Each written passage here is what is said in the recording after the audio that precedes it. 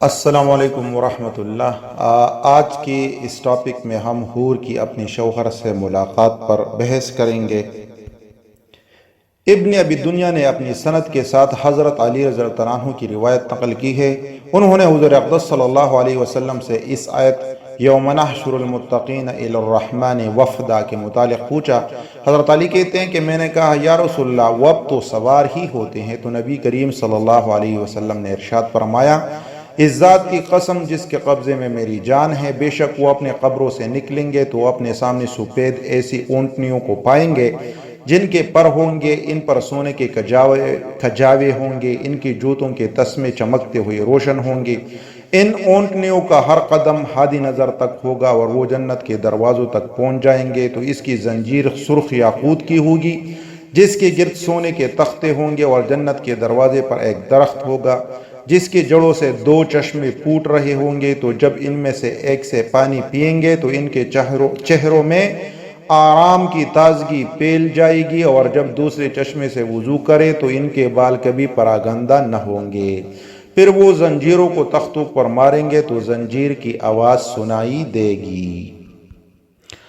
پھر وہ آواز حوروں کو پہنچے گی تو وہ معلوم کر لیں گے کہ ان کا خاوند آ گیا ہے۔ جلد بازی ان کو ہلکا پھلکا کر دے گی، پھر وہ جنت کے دربان کو جلد دروازہ کھولنے کو کہے گی تو وہ اس کے لیے دروازہ کھولے گا۔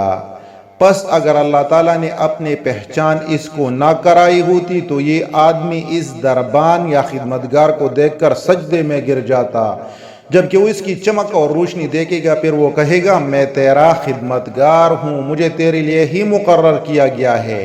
پھر وہ اس کی پیچھے پیچھے چلتا ہوا اپنی بیوی کے پاس پہنچ جائے گا تو وہ جلدی سے اٹھے گی اور خیمے سے نکل کر اس سے بغل گیر ہوگی اور کہے گی تو میری محبت ہے اور میں تیری محبت ہوں، اور راضی رہوں گی، کبھی ناراض نہ ہوں گی، اور ہمیشہ خوش و خرم رہوں گی، کبھی پریشان نہ ہوں گی، اور ہمیشہ رہوں گی، کبھی دوسری جگہ نہ جاؤں گی۔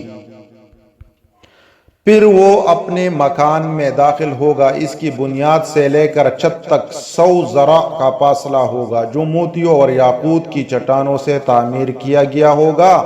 اس کے کچھ پتھر سرخ ہوں گے، کچھ سبز اور کچھ زرد ہوں گے، ان میں سے کوئی پتھر دوسرے سے مشابہ نہ ہوگا۔ پھر وہ آراستہ تخت کے پاس آئے گا تو تخت پر اور تخت ہوں گے، ان پر 70 بستر ہوں گے، ان بستروں پر بیویاں ہوں گی، اور ہر بیوی پر 70 جوڑے لباس کے ہوں گے۔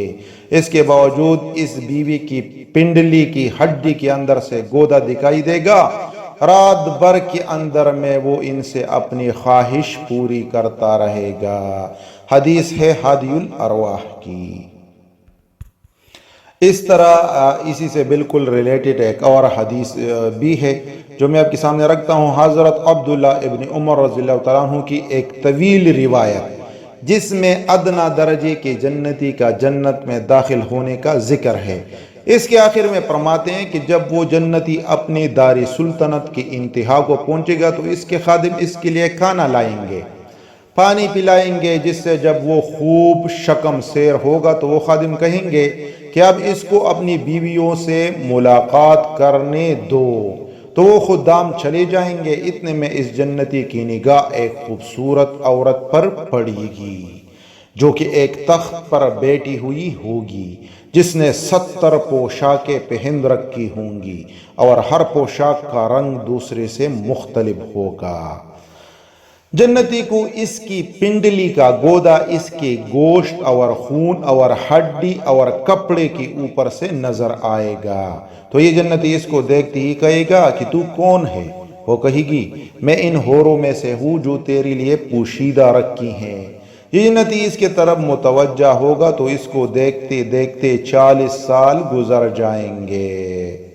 پھر اس کے بعد جب اس کی نگاہ ایک اور کمرے میں پڑے گی تو وہاں پہلی عورت سے زیادہ خوبصورت عورت ہوگی،